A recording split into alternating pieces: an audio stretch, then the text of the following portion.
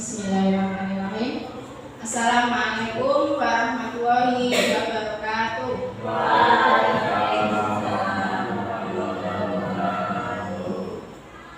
Yang saya hormati Bapak Kepala Sekolah SDN 01 Purworejo, yang saya hormati Dewan Guru beserta staf SDN 01 Purworejo serta anak-anakku perwakilan kelas 6 yang saya cintai.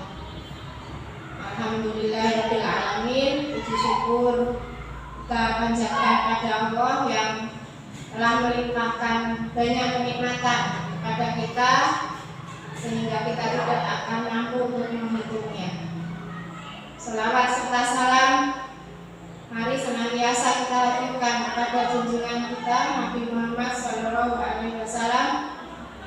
dengan mengucapkan Allahumma sholli ala sayyidina Muhammad wa ala ali sayyidina Muhammad. Semoga kita kelak diakui sebagai umatnya, kita bisa mendapatkan syafaatnya di hari akhir. Amin ya rabbal alamin.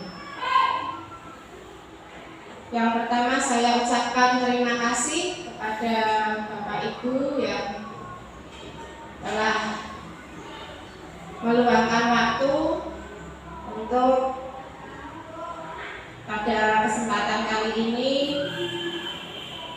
untuk mendukung kegiatan saya dalam rangka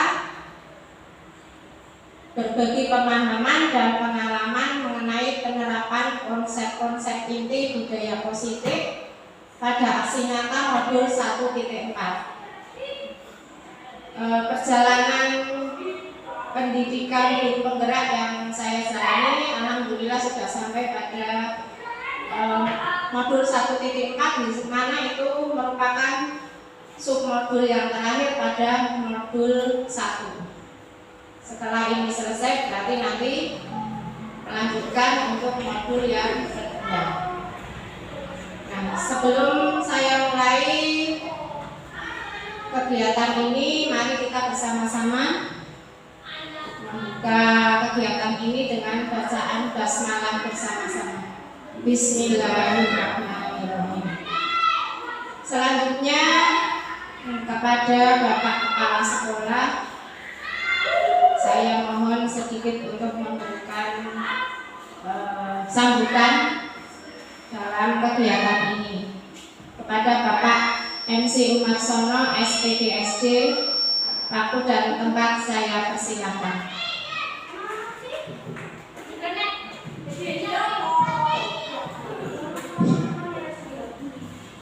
Di sini apa di sana?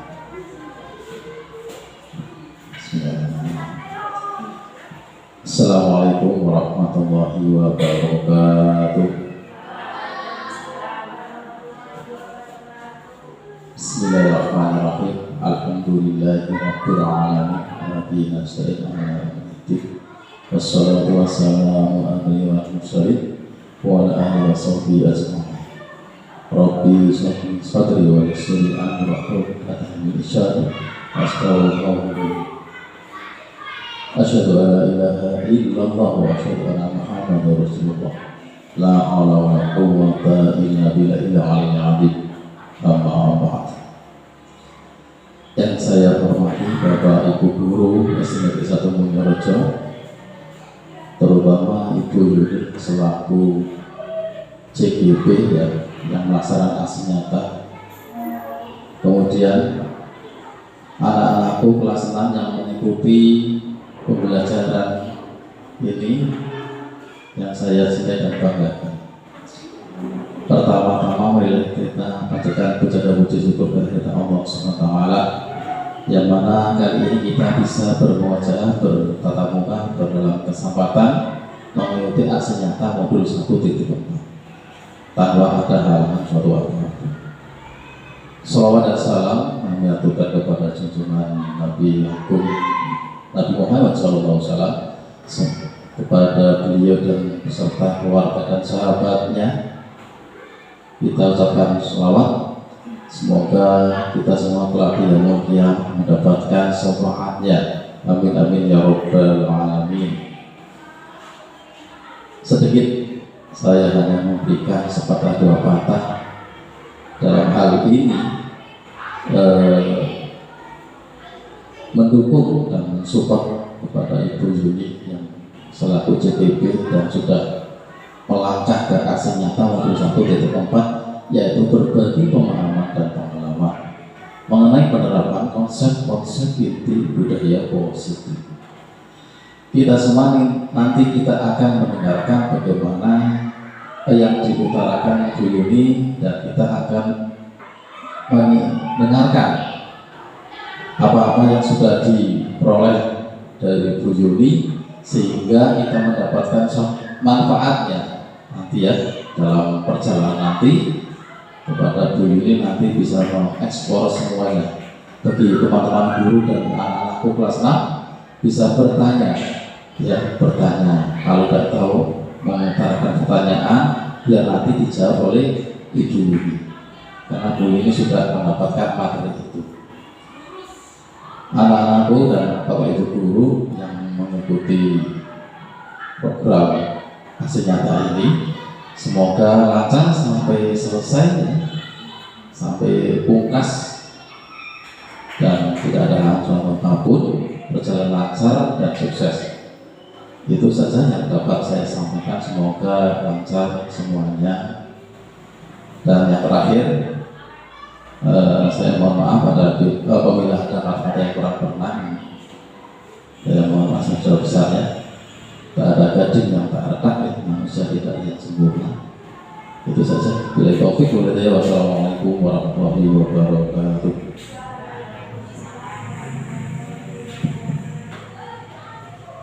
Terima kasih kepada Bapak Kepala SDN 01 Mulyorejo yang telah memberikan sambutannya, motivasi dan dorongannya. Selanjutnya akan saya mulai kegiatan aksi nyata modul 1.4 berbagi pemahaman dan pengalaman mengenai penerapan konsep-konsep inti budaya positif.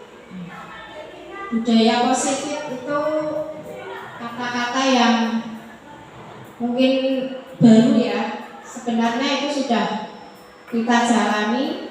Budaya, namanya budaya itu berarti hal-hal yang baik yang sudah kita terapkan ya, di sekolah kita.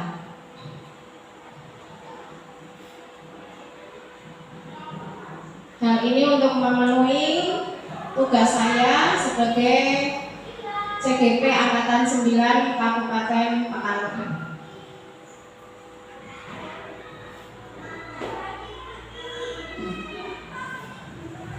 Untuk CGP itu ada 2 orang yang menilai ya, yaitu yang pertama ada pengajar praktik, kebetulan saya PP saya Bapak Anu Darsito SPD, kemudian ada fasilitator Ibu Aprilia Palupi SPMP.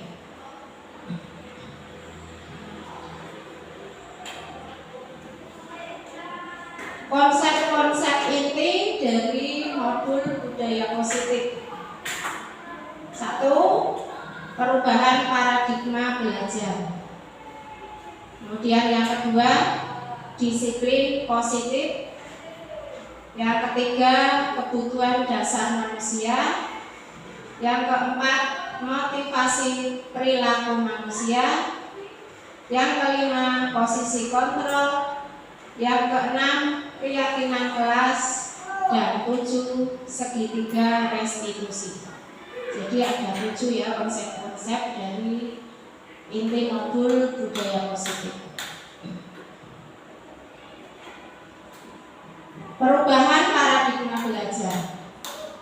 Pendidikan pada zaman kolonial Belanda itu rakyat hanya diajari berhitung, menulis, dan membaca seadanya dan untuk kepentingan Belanda. Itu pun tidak semua orang bisa belajar, tidak semua penduduk pribumi boleh sekolah, hanya pilihan-pilihan saja beberapa orang yang dipilih untuk bisa bersekolah. dan hanya diajari berhitung, menulis, dan membaca.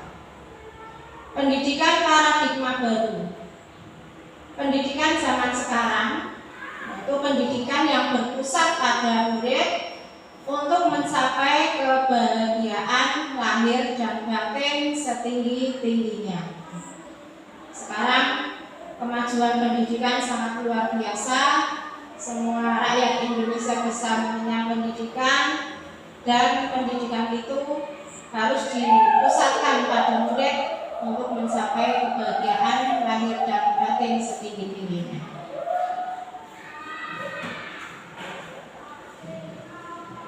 Pendidikan paradigma baru yaitu pembelajaran yang berorientasi pada penguatan kompetensi dan pengembangan karakter yang sesuai dengan nilai-nilai Pancasila. Pembelajaran paradigma baru memastikan praktik pembelajaran yang berpusat pada murid, yang mana setiap murid belajar sesuai dengan kebutuhan dan tahap perkembangannya untuk mewujudkan profil pelajar Pancasila. Kemendikbudristek 2022.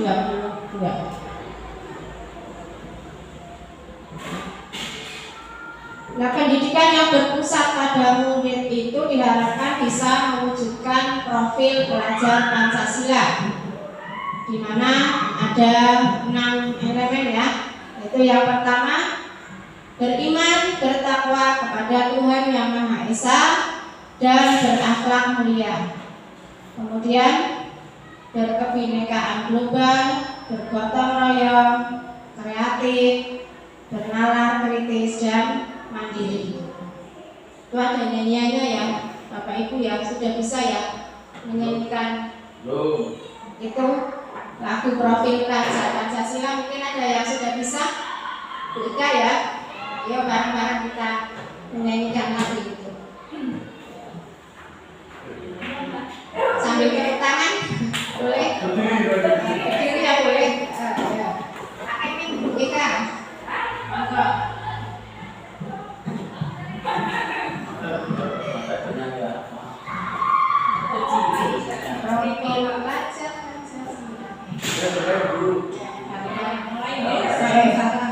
Satu, dua, tiga. Profil pelajar Pancasila, beriman dan bertakwa pada Tuhan Yang Esa dan berakhlak mulia, berkebinekaan global, gotong royong mandiri, kreatif dan bernalar kritis.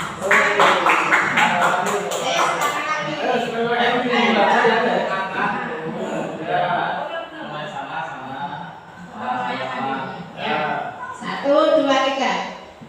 Profil pelajar Pancasila, beriman dan bertakwa pada Tuhan Yang Esa dan berakhlak mulia, berkebinekaan global, gotong royong mandiri, kreatif dan bernalar kritis. Itu ya. Jadi harapannya dari pendidikan kita itu bisa terwujudnya profil pelajar Pancasila pada murid-murid kita. Sekarang disiplin positif. Apa itu disiplin positif? Ya. Dalam budaya kita, makna kata disiplin dimaknai menjadi sesuatu yang dilakukan seseorang pada orang lain untuk mendapatkan kepatuhan. Kita tidak asing dengan kata-kata disiplin sejak kita kecil. Sekolah itu kamu harus disiplin. Nah, disiplin itu berarti kita harus patuh ya. Kalau dalam budaya kita itu patuh dengan peraturan. Sebagai pendidik, tujuan kita adalah menciptakan anak-anak yang memiliki disiplin diri sehingga mereka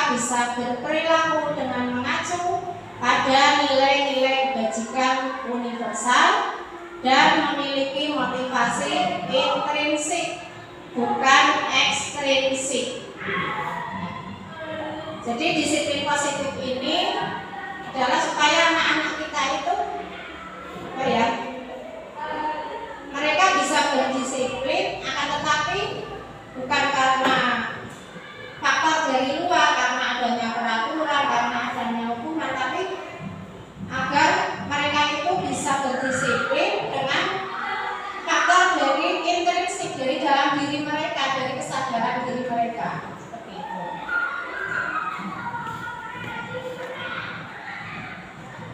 Disiplin positif merupakan salah satu cara penerapan disiplin yang bertujuan untuk menumbuhkan kesadaran anak untuk melakukan sesuatu tanpa hadiah, ancaman, maupun hukuman.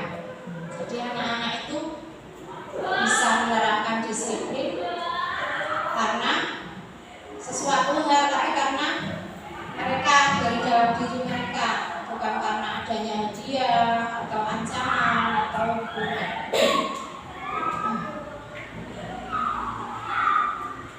Kemudian kebutuhan dasar manusia. Ini ada 5 Bapak Ibu ya. Yang pertama yaitu bertahan hidup. Kemudian kebutuhan dasar manusia yang kedua kasih sayang dan rasa diterima. Yang ketiga penguasaan. Yang keempat kebebasan, dan yang kelima kesenangan. Itu kebutuhan dasar kita. Jadi setiap manusia itu punya kebutuhan itu yang terdiri dari 5. Ya. Yang pertama bertahan hidup. Kebutuhan bertahan hidup atau disebut juga dengan survival adalah kebutuhan yang bersifat fisiologis untuk bertahan hidup ya.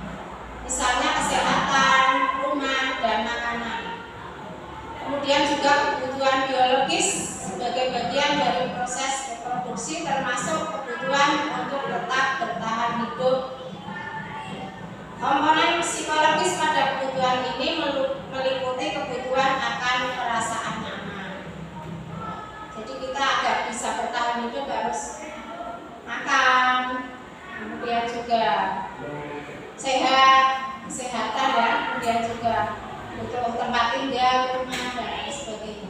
Itu kebutuhan yang pertama ya, kebutuhan bertahan hidup. Yang kedua kebutuhan kasih sayang, yaitu kebutuhan untuk disayangi dan diterima, meliputi kebutuhan akan hubungan dan koneksi sosial, kebutuhan untuk memberi dan menerima kasih sayang, dan kebutuhan untuk merasa menjadi bagian dari suatu kelompok. Kebutuhan ini juga meliputi keinginan untuk tetap terhubung dengan orang lain. Karena sebagai manusia kita pasti memerlukan orang lain, seperti teman, keluarga. Juga kadang kita butuh dengan binatang peliharaan juga, dan kelompok di mana kita tergabung. Ya, kita butuh dengan yang namanya kasih sayang, baik itu di keluarga, dengan teman. Ya.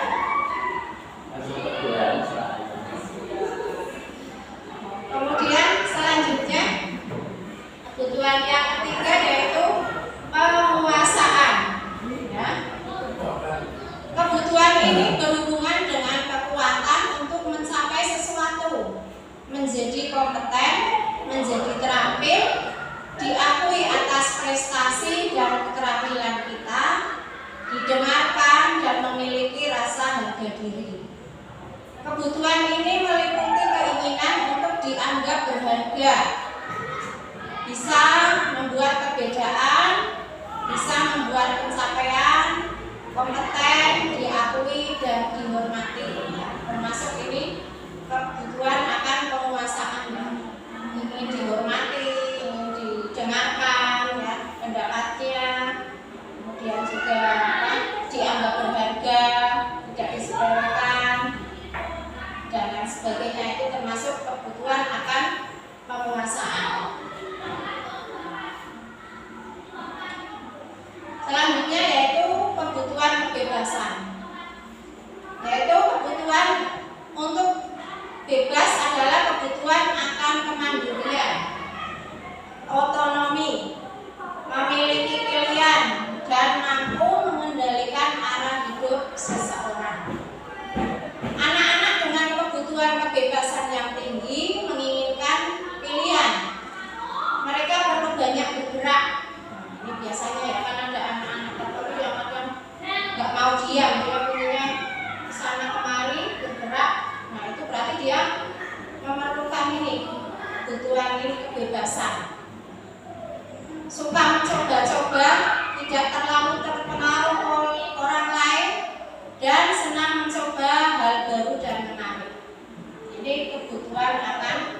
kebebasan. Selanjutnya yaitu kesenangan. Jadi kita juga punya kebutuhan kesenangan, yaitu kebutuhan akan kesenangan adalah kebutuhan untuk mencari kesenangan, bermain, dan juga tertawa. Belajar menghubungkan kebutuhan akan kesenangan dengan belajar. Jadi dalam melakukan pembelajaran juga kita harus sesuaikan dengan kesenangan dari murid-murid kita. Ya.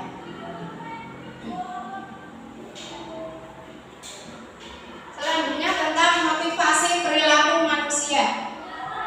Motivasi adalah dorongan yang timbul pada diri seseorang secara sadar atau tidak sadar untuk melakukan suatu tindakan dengan tujuan tertentu.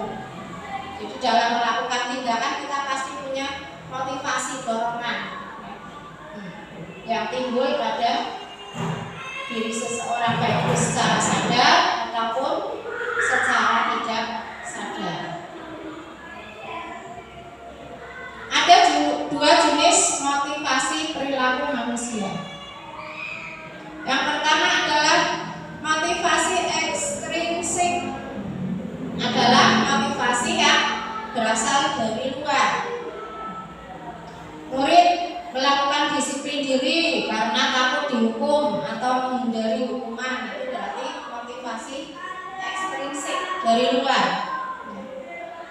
Kemudian murid melakukan disiplin diri dikarenakan ingin mendapatkan imbalan berupa hadiah atau pujian dari orang lain. Itu berarti motivasinya masih ekstrinsik dari luar. Anak-anak, murid-murid mau belajar karena misalnya akan mendapat hadiah, mendapat pujian, itu berarti motivasinya ekstrinsik. Atau mungkin karena dia melakukan sesuatu karena takut dihukum atau menghindari hukuman, itu juga termasuk motivasi ekstrinsik.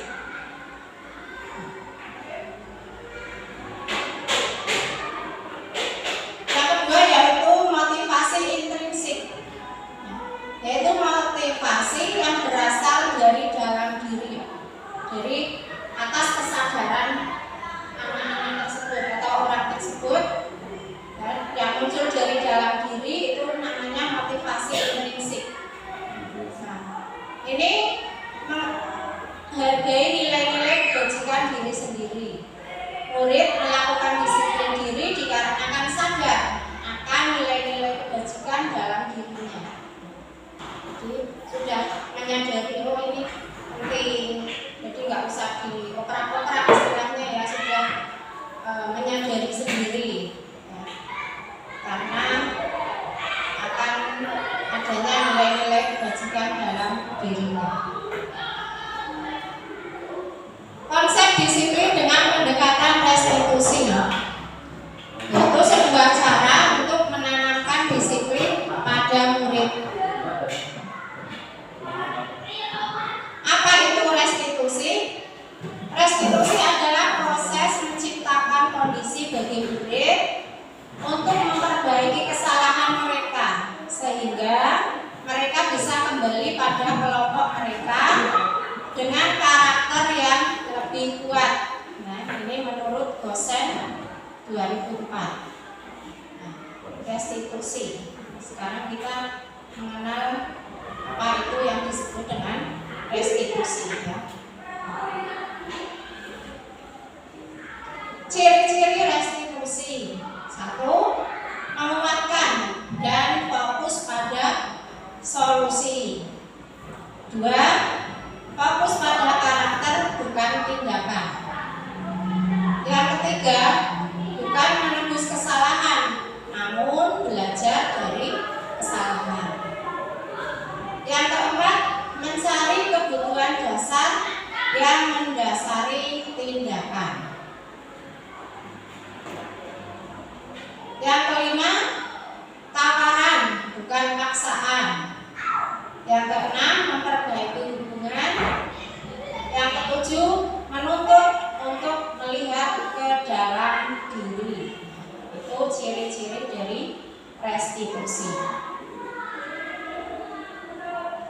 Perbedaannya, ini misalnya ada contoh kasus murid datang terlambat ke sekolah ya. Ada hukuman, ada konsekuensi, ada restitusi. Kalau hukuman biasanya murid disuruh berdiri di depan kelas selama 15 menit. Ya. Kemudian guru marah-marah pada murid sehingga murid menjadi takut. Kemudian murid disuruh menulis, saya tidak akan terlambat lagi 100 kali. Itu mungkin hal-hal yang pernah kita alami dulu ya Bapak Ibu waktu kita masih sekolah.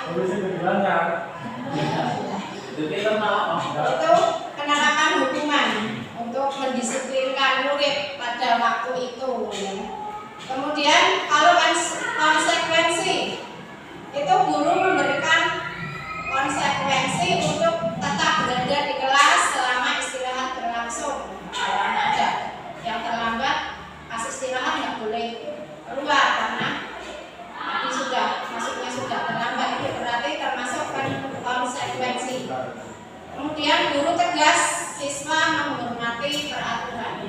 Jadi siswa menghormati peraturan karena takut, mungkin dia takut dengan hukuman atau takut dengan gurunya.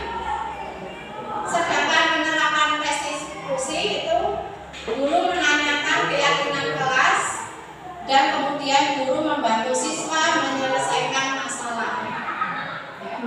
Jadi adakan pendekatan dulu pada anak, ya, kemudian menanyakan keyakinan kelas dan guru membantu menyelesaikan masalah. Kemudian guru terbuka dan siswa menghormati dirinya dan orang lain. Itu contoh penerapan restitusi ya, pada misalnya contoh kasus murid yang datang terlambat ke sekolah. Selanjutnya yaitu posisi kontrol. Ada 5 posisi kontrol guru. Yang pertama sebagai penghukum, pembuat rasa bersalah, kemudian sebagai teman, sebagai pemantau dan sebagai manajer ya.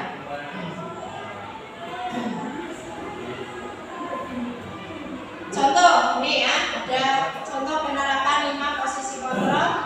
Contoh kasus murid tidak memakai atribut lengkap saat upacara bendera.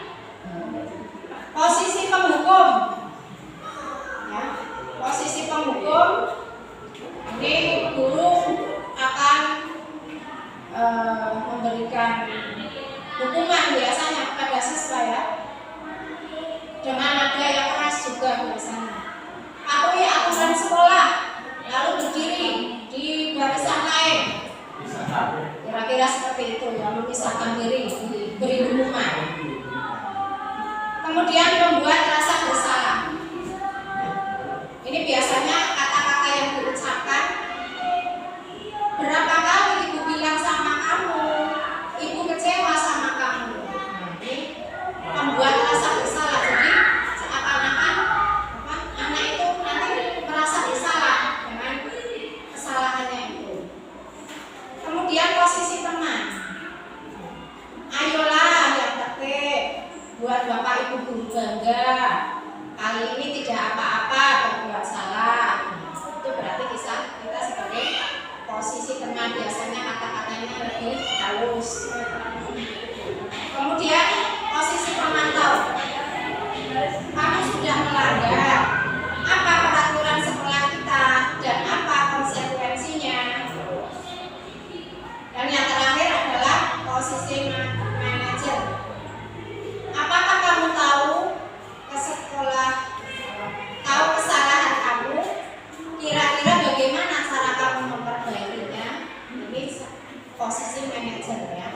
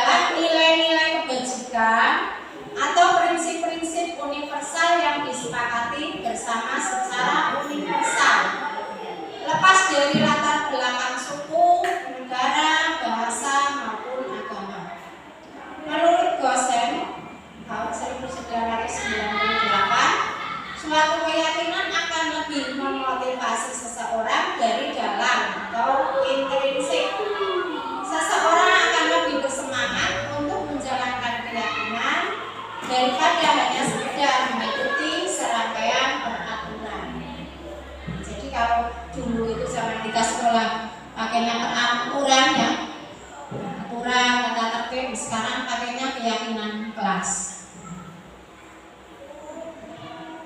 Proses pembuatan keyakinan kelas yang sudah saya laksanakan ya di kelas 3 ya, bersama-sama murid. Yang pertama berdiskusi tentang peraturan kelas, di mana peraturan kelas itu nanti dirumuskan menjadi keyakinan kelas. Setelah peraturan kelas itu dirumuskan menjadi keyakinan kelas, kemudian anak-anak menuliskan keyakinan tersebut, keyakinan kelas yang sudah disepakati bersama. Selanjutnya ditempelkan di dinding kelas yang mudah dibaca oleh anak-anak, mudah dibaca oleh semua siswa di kelas. Keyakinan kelas yang sudah saya buat bersama anak-anak kelas 3 yaitu pertama, bertanggung jawab mengerjakan tugas piket, kemudian bersikap tenang saat pelajaran berlangsung, disiplin dan bersikap jujur, kemudian bersikap sopan dan menghormati guru, saling tolong menolong, hidup rukun dengan teman. Keyakinan kelas yang sudah saya buat bersama murid kelas 3. Bagaimana pembentukan keyakinan kelas? Itu lebih abstrak dari peraturan pertama. Kemudian yang kedua sedikit saja agar mudah diingat oleh murid-murid kita. Yang ketiga berupa pernyataan universal. Yang keempat sesuai dengan kondisi kelas agar mudah diterapkan. Yang kelima dibuat dalam bentuk positif. Yang keenam, semua warga kelas dilibatkan pada saat pembuatan. Ya, jadi tidak hanya guru saja yang membuat, tapi semua siswa dilibatkan. Segitiga restitusi. 3 tahapan segitiga restitusi. 1. Menstabilkan identitas, bahwa setiap orang pasti pernah melakukan kesalahan. Yang kedua, validasi tindakan yang salah. Kamu tentu punya alasan mengapa melakukan itu. Seperti itu kita konfirmasi ke anak-anak yang melakukan kesalahan. Yang ketiga, menanyakan keyakinan. Kamu ingin menjadi orang seperti apa? Atau misalnya keyakinan kelas apa? Sesuai ya. Itu 3 tahapan dalam menerapkan segitiga restitusi. Kemudian ini ada contoh penerapan segitiga restitusi yang sudah saya buat. Saya nanti kamu jangan terlambat ya. Iya Bu. Saya ingat kamu sudah berapa kali kamu terlambat? Sudah 5 kali Bu. Sering terlambat itu suatu kesalahan atau bukan? Iya Bu. Baik ya. Sebuah kesalahan itu manusiawi. Setiap orang pasti pernah berbuat kesalahan. Yang penting kita bisa belajar dari kesalahan itu dan berusaha untuk memperbaikinya. Iya Bu. Kita cari solusinya di sana ya. Satya, kamu sering datang terlambat. Pasti ada alasan. Kenapa sih kamu sering datang terlambat? Karena saya sering berdatang terus sambil jadi bangunnya kesiangan. Kamu tahu keyakinan kelas yang kita sepakati ya? Tahu Bu. Kalau terlambat sekolah sesuai dengan keyakinan kelas, apa tidak? Tidak Bu. Menurut kamu keyakinan kelas apa yang terlambat? Disiplin Bu. Menurut kamu disiplin itu apa tidak? Disiplin. Dan saya datang ke sekolah tepat waktu bersama mengikuti waktu. Menghargai waktu itu begini. Harus untuk kita harus menghargai orang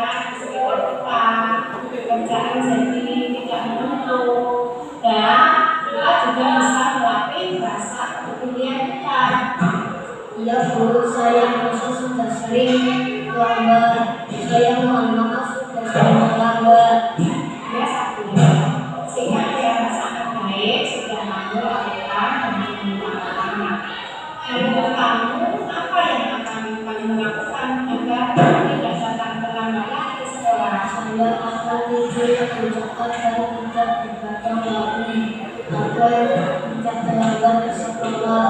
Baik Sabila, kamu sudah menemukan solusinya dan ibu akan bekerjasama dengan orang tua kamu agar kamu tidak dapat terlambat lagi ke sekolah. Sekarang silakan kamu boleh istirahat.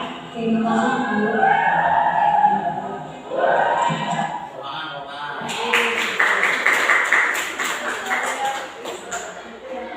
Contoh penerapan restitusi yang sudah saya lakukan di kelas 3. Kemudian nanti kamu Assalamualaikum warahmatullahi wabarakatuh. Nama saya Satria kelas 3. Terima kasih Bu Guru, saya senang sekali diajak diskusi untuk menemukan solusi atas kesalahan saya. Saya tidak akan berulang lagi supaya tidak terlambat ke sekolah. Wassalamualaikum warahmatullahi wabarakatuh.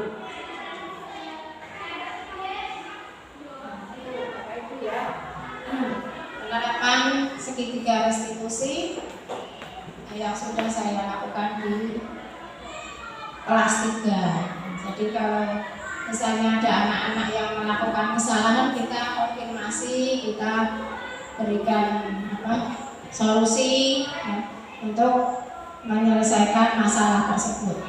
Tidak dengan hukuman. Kemudian tujuan mulia dari penerapan disiplin positif adalah agar terbentuk murid-murid yang berkarakter, berdisiplin, santun, jujur, peduli, bertanggung jawab, dan merupakan pembelajar sepanjang hayat sesuai dengan standar kompetensi lulusan yang diharapkan. Itu sesuai dengan standar nasional pendidikan. Dalam menerapkan disiplin positif, hendaknya guru memiliki standar kepribadian, profesional, dan sosial yang baik, di mana guru mampu berefleksi pada posisi kontrolnya saat ini. Bagaimana perjalanan dirinya sebagai seorang among, posisi manajer yang menuntun murid-murid menjadi insan yang mandiri, merdeka, dan bertanggung jawab. Itu Bapak Ibu ya, kegiatan pada siang hari ini tentang diseminasi pemahaman positif modul 1.4. Terima kasih. Salam bahagia Ibu dan Bapak guru hebat.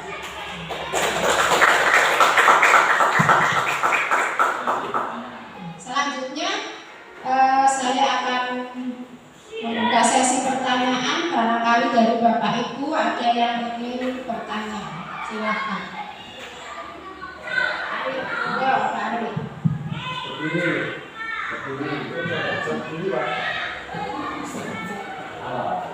Terima kasih atas waktunya. Perkenalkan, sebelumnya Assalamualaikum warahmatullahi wabarakatuh. Waalaikumsalam warahmatullahi wabarakatuh. Perkenalkan, nama saya Ari Tutur. Berizin bertanya Bu, Ya, monggo. apakah restitusi juga bisa diterapkan di jenjang PAUD? Terima kasih. Terima kasih Pak Ari Widodo atas pertanyaannya. Apakah restitusi itu bisa diterapkan di jenjang PAUD? Tentunya sangat bisa. Restitusi ini bisa diterapkan di semua jenjang, ya, dari mulai jenjang PAUD, SD, SMP maupun SMA. Akan tetapi tentu pelaksanaannya yang berbeda-beda ya, karena di PAUD tentunya karena anak-anak masih sangat kecil ya, balita, jadi membutuhkan mungkin pendekatan yang lebih ya, daripada anak-anak SD misalnya. Jadi semua semua jenjang bisa, cuman pelaksanaannya saja yang mungkin berbeda-beda. Itu saja, mungkin terima kasih Pak An. Terima kasih Bu. Oh, ya.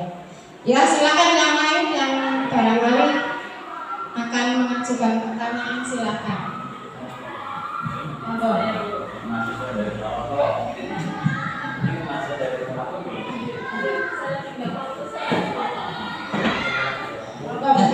Terima kasih Bu. Assalamualaikum warahmatullahi wabarakatuh. Waalaikumsalam warahmatullahi wabarakatuh. Izinkan kami bertanya Ibu, setelah dapat pemaparan dari Ibu Yuni yang hebat dengan pemikiran-pemikirannya dan aksi nyatanya. Ya, saya Bu Ferry, Zakia Ferry, salah satu guru mata pelajaran di SD 1 Mulyorejo, yaitu mengampu mata pelajaran PAI, Pendidikan Agama Islam.